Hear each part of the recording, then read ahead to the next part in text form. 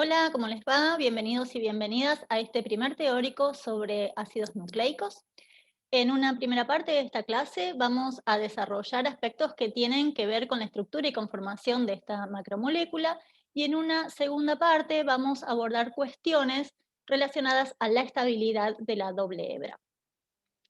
Entonces, para repasar, recordemos que tanto el ADN como el ARN son polímeros de nucleótidos. Un nucleótido consiste en un azúcar unido mediante enlace fosfoéster a un grupo fosfato y mediante un enlace beta-glucosídico a un sistema de anillos aromáticos heterocíclicos, que es la base nitrogenada. El azúcar es una pentosa, que es una ribosa en el caso del ARN, o una desoxirribosa en el ADN. Las bases, como saben, son cuatro: las bases úricas, adenina y guanina, y las bases pirimidínicas, citosina y timina, la cual es reemplazada por uracilo en el ARN. Estos cuatro nucleótidos se combinan uniéndose mediante enlaces fosfodiéster para dar la estructura primaria, ¿sí? Es decir, la secuencia de nucleótidos. Una consecuencia de la estructura química de los nucleótidos es que' la cadena polinucleotídica tiene direccionalidad, es decir, que tiene dos extremos que son distintos entre sí. En el extremo 5' o inicio de la cadena tenemos expuesto el grupo fosfato, que está unido al carbono 5 del primer nucleótido, mientras que en el extremo 3' está expuesto el oxidrilo unido al carbono 3' del último nucleótido. Las secuencias de ADN generalmente se escriben en la dirección 5' a 3'.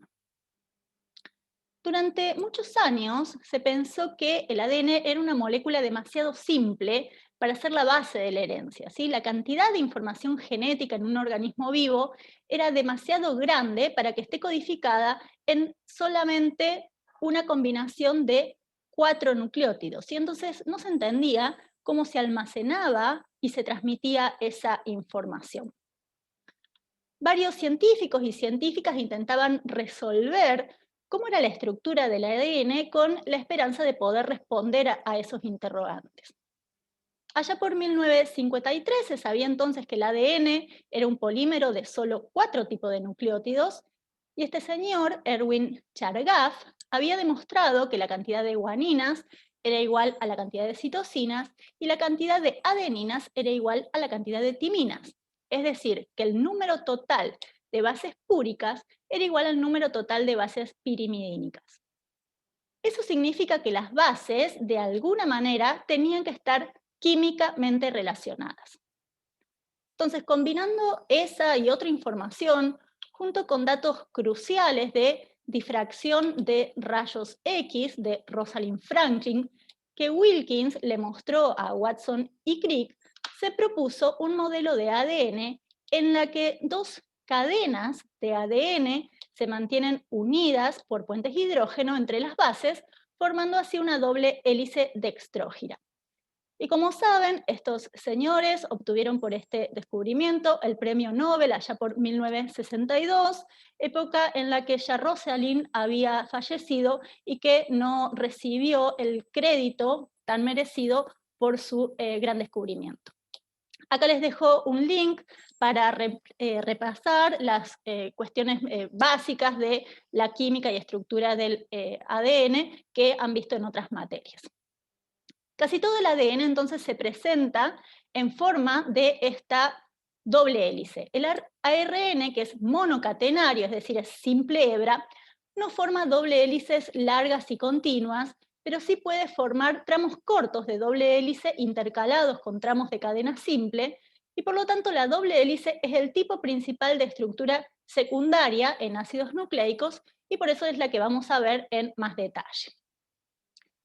Entonces, para repasar las características principales del modelo de Watson y Crick, recordemos que entonces las dos cadenas corren en direcciones opuestas, una en sentido 5' a 3' y la otra en sentido 3' 5', y se enrollan alrededor de un eje de manera dextrógira.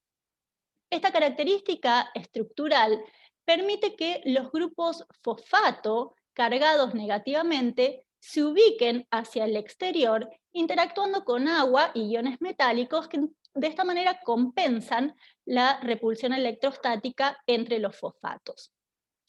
Las bases se ubican hacia el interior de esa hélice y la adenina se aparea con la timina a través de 2 puentes hidrógenos y la guanina se aparea con la citosina a través de 3 puentes hidrógenos.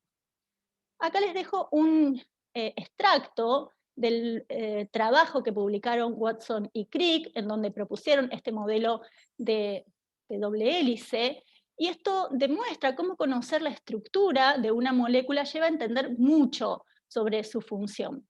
Si el apareamiento de las bases sugirió que cuando el ADN se replica, cada hebra de ADN parental sirve como un molde a partir de la que una hebra complementaria puede sintetizarse, lo que da como resultado 2 copias exactas de la original. Hay otros tipos de apareamiento entre las bases que no son del tipo de Watson y Crick, pero que no lo vamos a ver en esta materia. Pero sí es importante que sepan que hay otros tipos de interacciones entre las bases. Entonces, ¿cuáles son todas estas interacciones no covalentes que permiten mantener o permiten que la doble hebra se forme y se mantenga estable? Bueno, como mencionamos recién, tenemos el apareamiento de las bases entre hebras complementarias, ¿sí? A través de los puentes hidrógenos. La contribución neta de estos puentes hidrógenos a la estabilidad del ADN es relativamente baja, entre 2 y 6 kJ por mol, dependiendo del contexto y de la secuencia. Y es baja porque recuerden del teórico de interacciones que estos puentes hidrógenos que se forman entre las bases deben competir con los puentes hidrógenos que forman con el agua, ¿sí? Que también son interacciones igualmente favorables, de manera que el resultado neto a la estabilidad a partir de las interacciones puente-hidrógeno termina siendo bajo. De hecho, la mayor energía de estabilización proviene de lo que llamamos apilamiento de las bases. Si pusiéramos en solución las bases complementarias, que son moléculas planares, veríamos que en lugar de aparearse entre sí, entre bases complementarias, forman estructuras apiladas. Y ese apilamiento también ocurre en la doble hélice, donde cada base se apila con la base adyacente de una misma hebra. Fíjense entonces que en la hélice las bases están a una distancia muy corta. En esta figura les muestro los átomos de las bases como esferas con el radio dado por su volumen de Van der Waals, ¿sí? Y la distancia a las que se encuentran las bases es cercana a la distancia de separación óptima para maximizar las interacciones de tipo Van der Waals. Por otro lado, los átomos de los anillos aromáticos que forman las bases son muy polarizables o tienen densidades de cargas parciales, ¿sí? Como el nitrógeno, el oxígeno. En la doble hélice, como la hélice va girando, cada base está rotada respecto a la base que está abajo con la cual se está apilando. Entonces eso hace que al ir rotando, esas densidades de cargas parciales en bases consecutivas se superpongan favorablemente, o sea que hay una región con densidad de carga positiva enfrentada, apilada, mejor dicho, cercana a una región con una densidad de carga negativa, ayudando a estabilizar las bases. Entonces, la combinación de estos 2 tipos de interacciones favorables, las interacciones de Van der Waals y las interacciones electrostáticas atractivas en el apilamiento de las bases, es el término energético dominante que favorece la estabilidad de la doble hebra. Por último, el esqueleto azúcar fosfato de la hélice, que en esta imagen está representado por esta línea roja, contiene un grupo fosfato por nucleótido. En condiciones fisiológicas, estos fosfatos están cargados negativamente y por lo tanto tendrán una interacción electrostática repulsiva, tendiendo a separarse lo más que puedan y exponiéndose al medio acuoso para minimizar esas repulsiones electrostáticas. Esta estructura descrita por Watson y Crick es la que llamamos la forma B del ADN, que es la conformación canónica estándar. Entonces, como vimos recién, las cadenas complementarias corren en direcciones opuestas y las bases apiladas están rotadas una respecto a la otra. Eso define dos surcos en el ADN, un surco mayor y un surco menor. El surco mayor, obviamente, es más amplio y en ese surco los grupos funcionales de los nucleótidos están accesibles, más accesibles a proteínas reguladoras u otras moléculas. Y un surco menor que permite un acceso mucho más limitado a estas moléculas regulatorias. Para tener referencia de algunos parámetros geométricos, acá en estas figuras de abajo, les muestro la distancia de separación entre átomos de oxígeno de los grupos fosfato en el surco mayor del ADN, que es de unos 15 Armstrong, mientras que la distancia entre hidrógenos del carbono 5 en el surco menor es menos de la mitad, ¿sí? Unos 7 Armstrong. Y acá les dejo también algunos parámetros geométricos de esta conformación canónica del ADN, ¿sí? El ADN B. Sin embargo, esta conformación no es la única conformación accesible a esta molécula. Sí existen variaciones de la doble hélice y son las formas A y la forma Z del ADN. En esta figura entonces les muestro una representación lateral respecto, digamos, al eje longitudinal de la fibra, de estas tres conformaciones, y una imagen superior una vista superior de estas tres conformaciones. Y en esta tabla les resumo algunas de las características estructurales de estas tres conformaciones. La forma A del ADN también fue descrita en el trabajo original de Rosalind Franklin en condiciones en que la molécula tenía muy poco contenido de agua. De hecho, si a la conformación B la dejan secar lentamente, cambia espontáneamente a la conformación A. Esta conformación, la forma A, también la adopta el ARN o híbridos de ADN-ARN. Si comparan los datos resumidos en esta tabla, van a ver que ambas formas, la A y la B, son similares en varios aspectos. Ambas son hélices dextrógiras, con las hebras corriendo de manera antiparalela y con más o menos el mismo número de pares de base por vuelta. Una diferencia importante es la posición de los pares de base con respecto al eje longitudinal de la hélice, que se los muestro acá con estas líneas, y la posición de las bases respecto al centro, ¿sí? Que están resumidas en estos dos lugares de la tabla. En la forma B, las bases están centradas y perpendiculares al eje. En la forma A, los pares de bases están inclinados respecto al eje y se mueven lejos del centro de la hélice. Como resultado, en la forma A, el surco mayor es más profundo y estrecho que en el ADN B, haciendo más difícil para proteínas que interaccionan con el ADN leer la información de la secuencia. Una tercera conformación es la conformación Z. ¿Sí? Y a diferencia de las dos anteriores, es una hélice levógira y la adopta solamente el ADN, preferentemente en segmentos que tengan un alto contenido de citosinas y guaninas en forma alternada. Como ven en esta figura, la forma Z es bastante diferente a las dos anteriores y aún no se comprende exactamente su rol fisiológico porque parece ser una estructura transiente.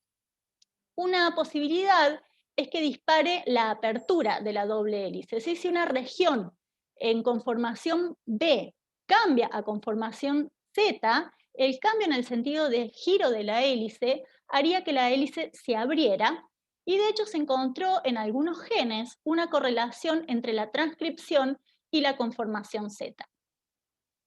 Entonces, esta capacidad de adquirir distintas conformaciones muestra que el ADN bicatenario es una molécula muy flexible, y eso es fundamental para que se pueda empaquetar dentro de una célula, para que sea reconocido por otras moléculas y pueda permitir la apertura de los pares de base para la replicación, la reparación y la transcripción. Entonces, el ADN en solución obviamente no es una molécula rígida, y dependiendo de la secuencia, la molécula se curva preferencialmente hacia una dirección. Se dice que está curvado anisotrópicamente. Y esto es una propiedad fisicoquímica fundamental del ADN que distingue estructuralmente una región de ADN de otra y por tanto constituye una forma adicional de información codificada. Esta capacidad de curvarse preferentemente en una dirección particular suele ser evidente en rangos de secuencia de 20 a 150 pares de base. Una medida de esta flexibilidad del ADN es la facilidad con la que se puede doblar. Y esa flexibilidad, o mejor dicho, su contrapartida, la rigidez, se caracteriza por un parámetro que se llama longitud de persistencia, que es una propiedad mecánica de polímeros que vamos a ver una definición más formal en la clase de reología de polímeros. A los fines de esta clase nos vamos a quedar con la idea de que esta longitud de persistencia corresponde a la máxima longitud de un segmento de ADN que se comporta como una varilla rígida, ¿sí? Que permanece recta en una dirección. Es decir, que segmentos que son más cortos que esa longitud de persistencia se comportan como una varilla rígida. A distancias mayores, las fluctuaciones de la cadena hacen perder la memoria de la dirección de la cadena. Es decir, que segmentos de ADN que son más largos que la longitud de persistencia se pueden doblar sin una penalización energética significativa. La longitud de persistencia del ADN B es de aproximadamente 500 Armstrong, que corresponde a unas 14 o 15 vueltas de hélice o aproximadamente unos 140, 150 pares de base. Como ya saben, el ADN entonces es el material que almacena la información genética y tanto para la replicación como para la transcripción, esa doble hélice tiene que abrirse para que esa información contenida en la secuencia de nucleótidos sea leída. Pero ¿cómo hace, por ejemplo, la RNA polimerasa para reconocer el sitio de la secuencia del ADN a partir del cual tiene que comenzar la transcripción? Hay otra información entonces que es leída desde afuera, no desde la secuencia de nucleótidos. Y esa información se lee desde los surcos, ¿sí? Una proteína, por ejemplo, la RNA polimerasa, tiene que reconocer el sitio donde unirse y comenzar a hacer la transcripción.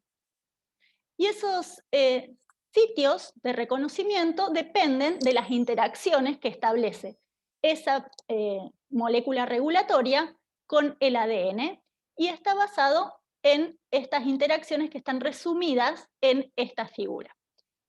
Y son distintos grupos que se exponen en el surco mayor o el surco menor que permiten el reconocimiento.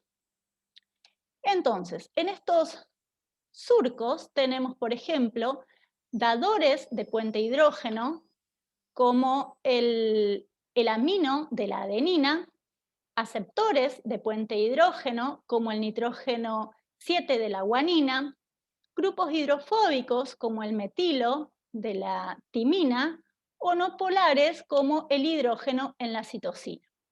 Entonces eso da un patrón de reconocimiento de cada base en ambos surcos. ¿Será ese patrón de reconocimiento igual en los dos surcos y será igual para las 4 combinaciones de pares de bases? Bueno, la respuesta corta es no. En el surco mayor se pueden distinguir los 4 tipos de apareamiento de bases, mientras que en el surco menor se distinguen solo 2, y es por eso que el sitio mayor da mayor especificidad de reconocimiento molecular. La explicación de lo que acabo de decir se los dejo de tarea, ¿sí? Tienen que analizar los distintos grupos químicos que se exponen en los surcos, en el surco mayor y en el surco menor, para estas 4 combinaciones de bases, y es algo que vamos a trabajar en la actividad práctica de ADN.